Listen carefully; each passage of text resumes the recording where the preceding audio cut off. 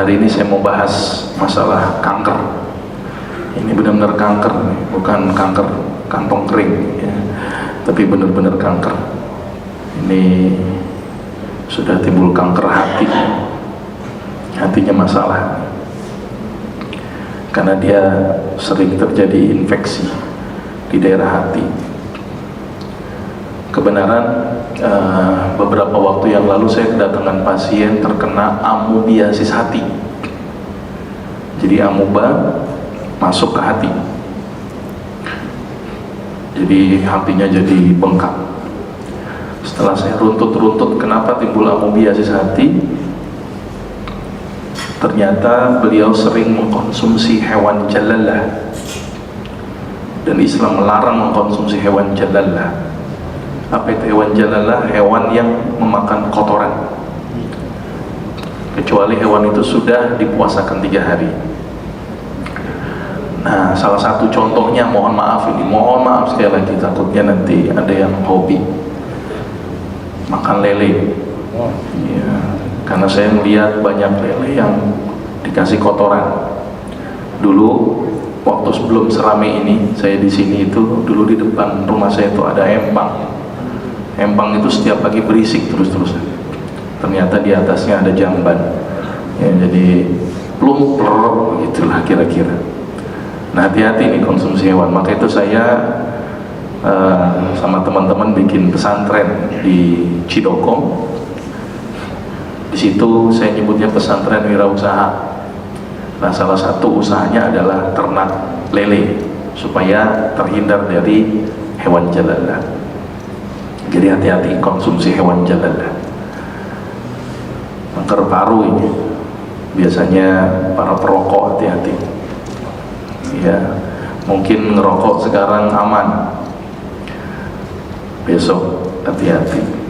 Dan biasanya orang yang perokok itu biasanya nggak bisa baca ya, kalau bisa baca pasti nggak ngerokok karena tulisannya jelas, merokok membunuhmu ya, tetap aja masih ya. Ini kanker mulut, hati-hati. Ibu-ibu hati-hati ya Bu ya sama lipstik. Saya ingetin ini Bu, karena ada senyawa lead di lipstik itu ya, jadi senyawa yang ternyata diduga sebagai zat-zat karsinogenik, pemicu kanker. Apalagi lipstik yang anti air tuh, hati-hati. Atau ada laler lagi nempel ke pleset, nah itu hati-hati itu ya. Jadi ibu-ibu kalau pakai lipstik mendingan pakai madu saja Bu, lebih mengkilat dan bermanfaat. Kalau lagi lapar tinggal jilat gitu ya Bu ya, jadi lebih aman lah.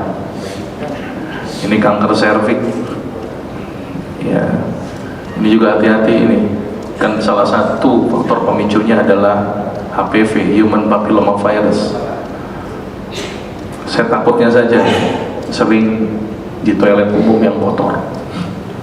Jadi ibu hati-hati nih yang sering di toilet umum, usahakan dibersihkan terlebih dahulu.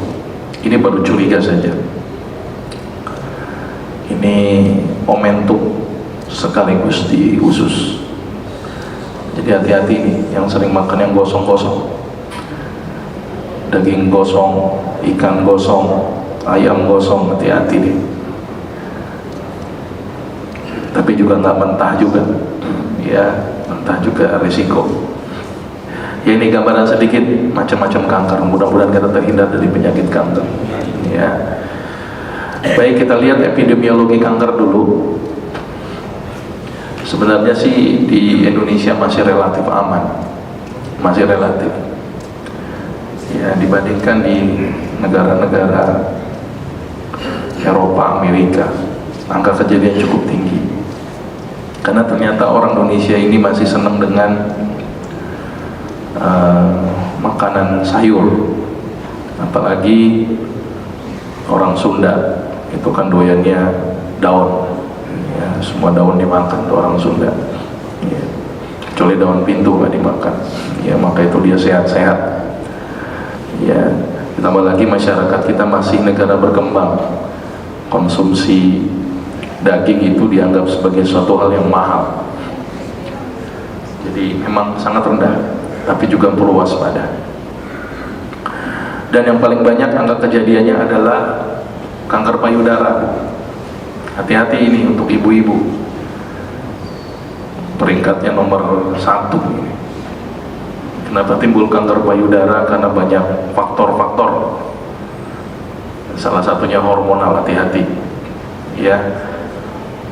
Tapi ada satu penelitian cukup menarik, mudah-mudahan ini bisa menjadi pelajaran.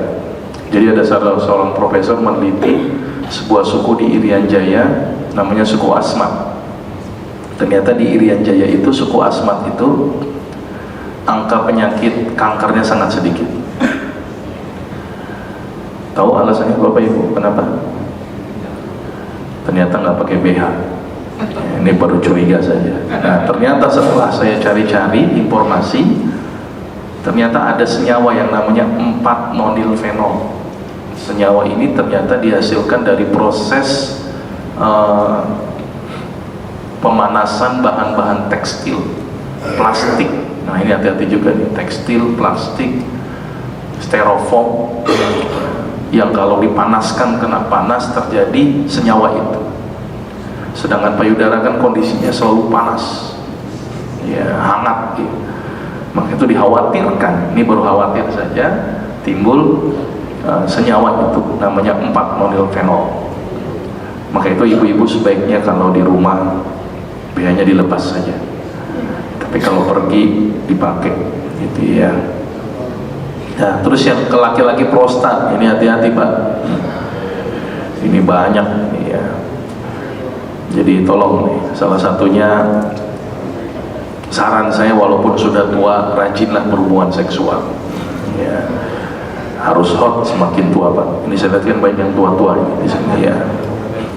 Karena kajian saya ini jarang yang muda-muda nih, biasanya yang tua semua ini. Maka itu saya ngikut tua ya. Nah, ini beberapa kasus. Terus kemudian kanker kolon, ini juga cukup banyak. Tapi yang paling banyak ini payudara dan prostat.